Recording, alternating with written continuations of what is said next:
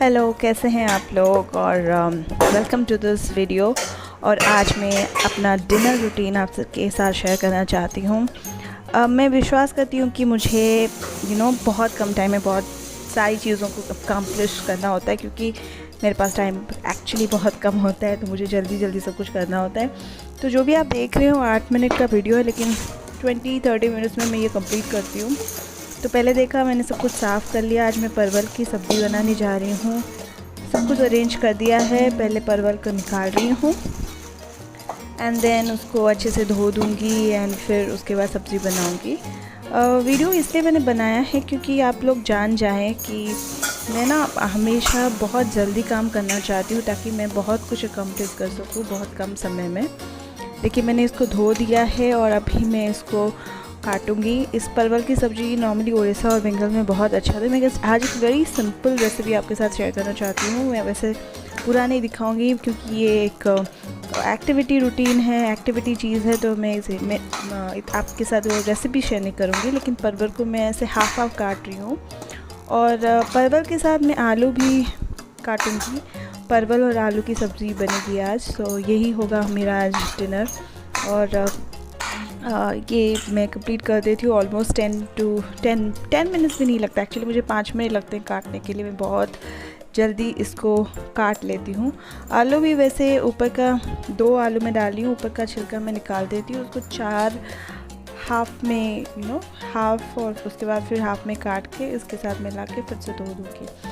तो क्योंकि कोरोना का टाइम है, मैं विश्वास करती हूँ कि 2-3 बार तो आप धो ही लो इसको, क्योंकि क्या पता क्या किस में क्या आता है। तो पहले तो हम लोग स्टेरिलाइज करके मैं वेजिटेबल्स को रखती हूँ, लेकिन उसके बाद इसको फिर से दोबारा 3 टाइम्स या 2 to 3 टाइम्स को धो देती हूँ। That is very important. तो आलू भी मैं क्या करती हूँ, इनिशियली क्या करती हूँ, भिगो के रख देती हूँ ताकि उसके ऊपर का जो मैला है वो निकल जाए जब तक मैं परवल काट लेती हूँ। तो इसी तरह मैं प्लानिंग के साथ अपनी सब्ज़ी बनाती हूँ ताकि बहुत कम टाइम में बन जाए। तो देखिए 5 मिनट से कम ही लगा और मेरा आलू और परवल रेडी हो गया। और उसके बाद मैं क्या करूँगी, कढ़ाई बिठाऊँगी। जब तक ये गरम हो जाए मैं थोड़ा सा तेल डाल के इस परवल जो काटा है मैंने वो डाल दूँगी। और उसी के बीच जब तक वो तेल गरम नहीं होता, मैंने अदरक लहसुन ये सब कुछ कर दिया है और अभी मैं ये गरम तेल में डाल रही हूँ। डालने के बाद उसको थोड़ा बिठाऊंगी और जो मसाला है उसको फिर से थोड़ा सा अरेंज करूँगी एंड देन द मसाला। आप देख रहे होगे मेरा जो काम है वो साइड बाय साइड होता है, लेकिन ये कर रहे हो उसी गरम करने के टाइम इधर का काम निपटा लो। वैसे ही मैं अपना काम कर लेती हूँ। अभी थोड़ा सा मैं जो तेल में जो मैंने परवल और आलू डाली है तो उसमें थोड़ा सा हल्दी डाल देती हूँ और हल्दी के बाद जो नमक है वो भी मैं डाल देती हूँ। तो इसी हिसाब से मैं इसको थोड़ा सा कर रही हूँ। अभी मसाले के लिए मैं 2 प्याज काटूँगी और जब तक वो फ्राई होता है तब तक मैं अपना अनियन प्रिपेयर कर लेती हूँ, ताकि थोड़ा सा भी टाइम मैं दूसरी चीज़ों में नहीं लगाती हूँ। जब भी मैं काम करती हूँ पूरा अटेंशन दे के काम करती हूँ, जो कि बहुत आई थिंक ऐसा भी हो सकता है कि कुछ भी वापस हो जाए मुझे कुछ सुनाई नहीं देगा, क्योंकि मेरा फुल फोकस और अटेंशन इसी में ही होता है। तो यही है कि मैं अपने सारे प्याज काट लिए। काटने के बाद मसाला पीसूँगी एंड दैट्स इट। थोड़ा सा टमाटर भी डालूँगी मैं। टमाटर काट के देखिए,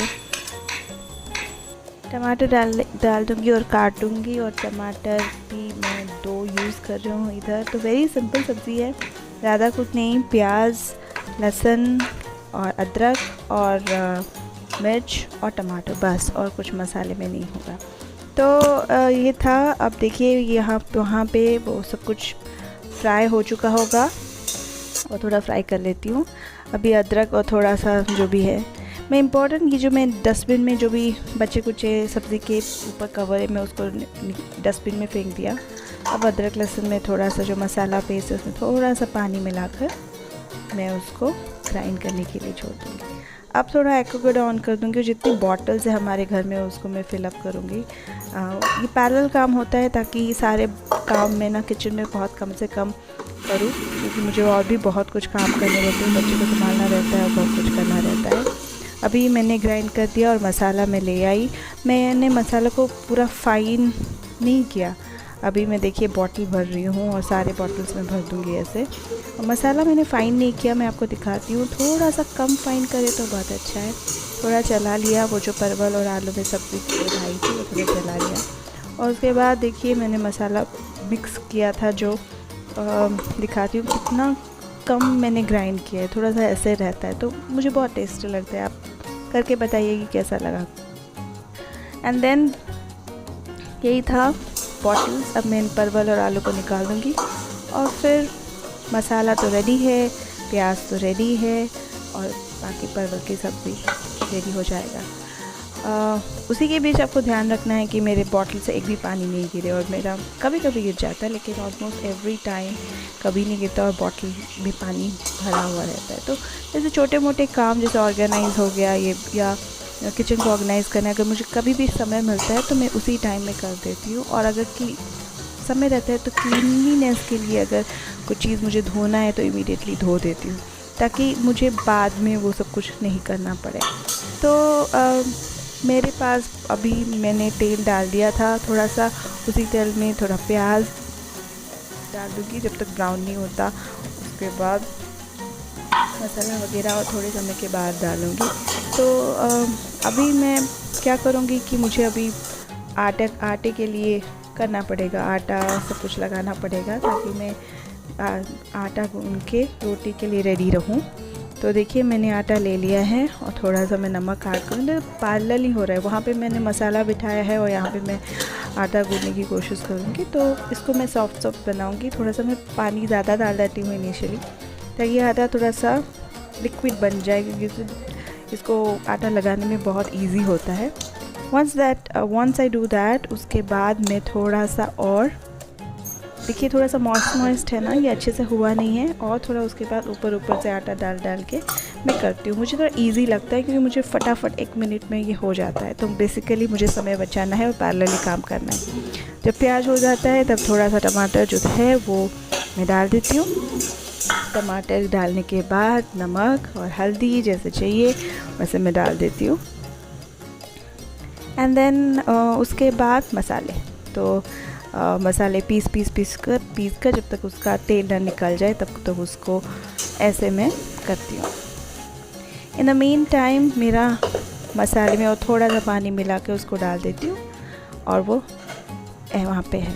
कैसरोल निकाल दिया, इसका मतलब है मेरे रोटी का टाइम हो गया।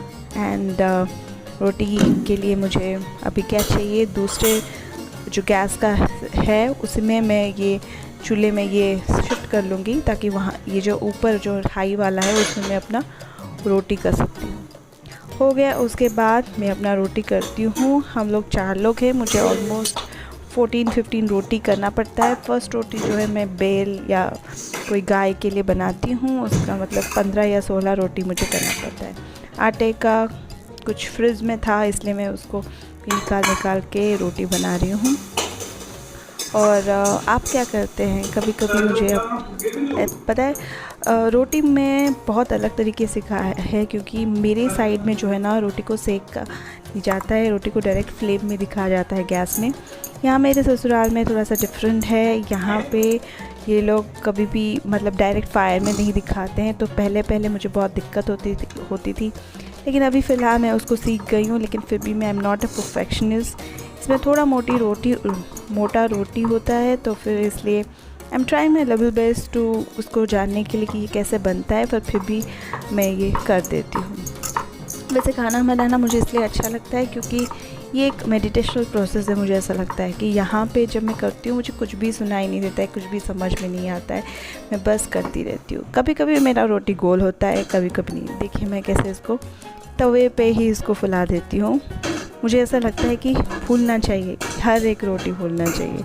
अगर नहीं फूलता मुझे ऐसा लगता है मैं फ़ेल हो गई हूँ। वैसे ज़िंदगी में मैंने अपने काम में, ऑफिशियल काम में बहुत कुछ किया है, लेकिन इसका भी मज़ा है कि कैसे इसी तरह मैं 14 या 15 रोटी रात को कर देती हूँ। ये रही मेरी सब्ज़ी और ये बन गई मेरे 15-16 रोटी। This is